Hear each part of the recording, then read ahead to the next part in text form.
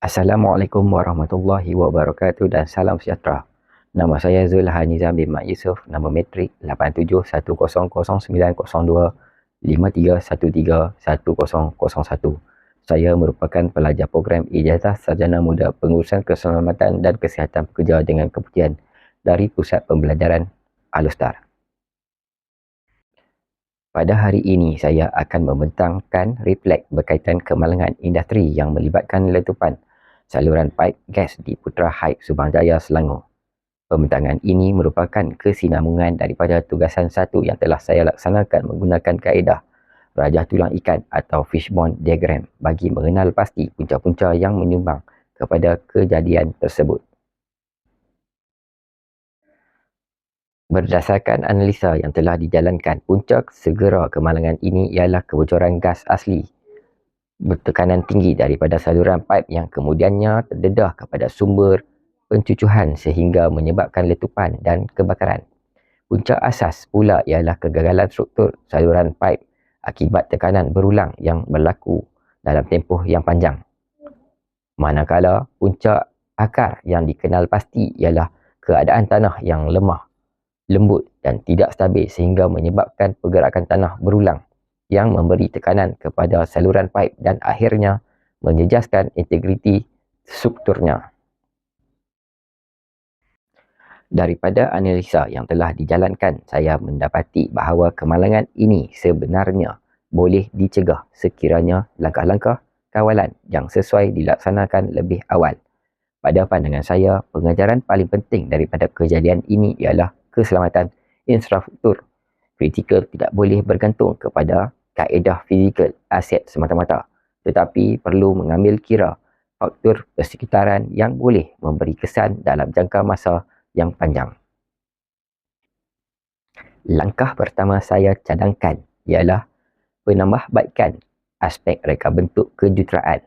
Sebelum sesuatu saluran paip dibina, kajian geoteknikal yang menyeluruh perlu dilakukan mengenal pasti keadaan tanah di sepanjang laluan paip. Jika kawasan tersebut mempunyai tanah yang lembut atau tidak stabil, langkah pengukuhan tanah dan sistem sokongan tambahan perlu dilaksanakan.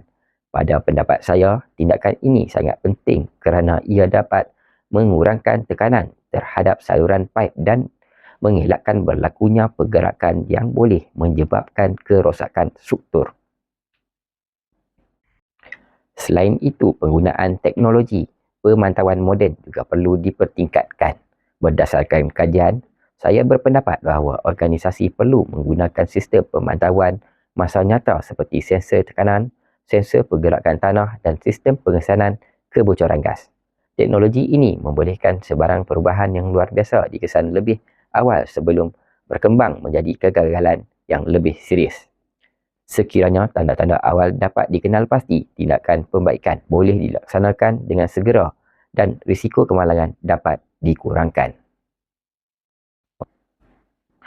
Di samping itu, organisasi perlu memperkukuhkan sistem pengurusan risiko dan budaya keselamatan. Saya percaya bahawa setiap organisasi yang mengendalikan infrastruktur berisiko tinggi seperti mengamalkan pendekatan proaktif dan bukan reaktif. Ini bermaksud risiko perlu dikenal pasti, dinilai dan dikawal sebelum sesuatu kemalangan berlaku. Semua pihak yang terlibat juga perlu mempunyai kesedaran yang tinggi terhadap kepentingan keselamatan serta sentiasa mematuhi prosedur yang telah ditetapkan. Daripada perspektif reflektif, kejadian Putra Heights telah memberi saya pemahaman bahawa kemalangan besar biasanya tidak berlaku secara tiba-tiba.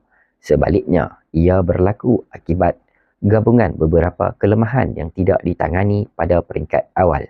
Sekiranya satu faktor tersebut dapat dikenal pasti dan dikawal lebih awal, kemungkinan besar rantaian peristiwa yang membawa kepada letupan dapat diputuskan. Sebagai pelajar dalam bidang pengurusan keselamatan dan kesihatan pekerja, saya melihat kejadian ini sebagai satu pengajaran yang sangat berharga. Ia menunjukkan bahawa aspek keselamatan perlu diberi keutamaan dalam setiap peringkat pengurusan, bermula daripada perancangan, reka bentuk, pelaksanaan, pemantauan sehingga kepada penyelenggaraan aset. Pendekatan yang menyeluruh dan sistematik amat penting bagi memastikan risiko dapat dikawal dengan berkesan. Sebagai kesimpulan daripada ini, letupan saluran paip gas di Putra Heights berpunca daripada gabungan faktor teknikal, persekitaran dan pengurusan yang akhirnya membawa kepada kebocoran gas dan kebakaran. Punca akar yang dikenal pasti ialah keadaan tanah yang tidak stabil sehingga menyebabkan kegagalan struktur saluran paip. Oleh itu, langkah-langkah seperti penambahbaikan reka bentuk, kejuruteraan, penggunaan teknologi, pemantauan moden, pemeriksaan berkala dan pengurusan risiko perlu dilaksanakan bagi mengelak kejadian yang sama daripada berulang pada masa hadapan. Sekian dahulu daripada saya. Terima kasih.